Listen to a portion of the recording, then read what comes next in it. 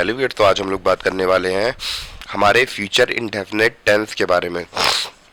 Future indefinite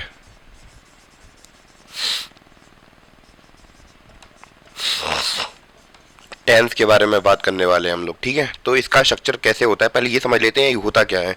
तो हमारा future indefinite tense ऐसे टेंस होते हैं जो कि बताते हैं कि कोई काम हमारे एक्सपेक्टेड फ्यूचर में होने वाला है, यानी कि करीबी फ्यूचर में, यानी कि कोई काम हम कर ही लेंगे, कुछ पास ही में होने वाला है, यानी कि हम लोग को इससे भविष्य में थोड़ा कुछ काम कर लेंगे। और एक बात ध्यान रखना है कि जितने भी फ्यूचर टेंस होते हैं सब इमेजिनेशन में होते हैं, क्योंकि काम हुआ नहीं होता है, होने वाला होता है, एक्सपेक्टेड किया जाता है कि हाँ काम फ्यूचर में होगा, ठीक है। अब इसके स्ट्रक्चर की बात कर लेते हैं। सिंगुलर प्लूरल की दोनों के लिए स्ट्रक्चर सेम ही रहने वाला है। तो स्ट्रक्चर हम लोग कुछ इस प्रकार लिखते हैं। सब्जेक्ट, ये अफर्मेटिव का स्ट्रक्चर बता रहा मैं आपको, अफर्मेटिव। तो subject plus will slash cell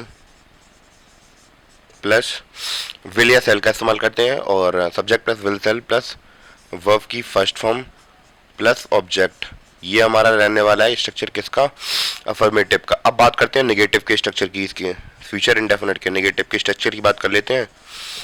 negative का स्ट्रक्चर कुछ इस प्रकार रहने वाला है। इसका स्ट्रक्चर होगा सब्जेक्ट प्लस विल शेल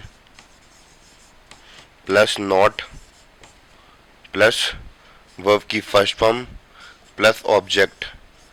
तो ये स्ट्रक्चर रहने वाला है इसका, ठीक है।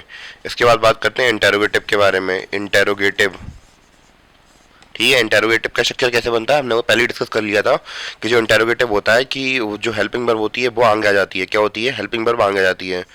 तो यहाँ विल या सेल लगा दीजिए, ठीक है। विल या सेल दो में से एक भी लगा दीजिए, ठीक है।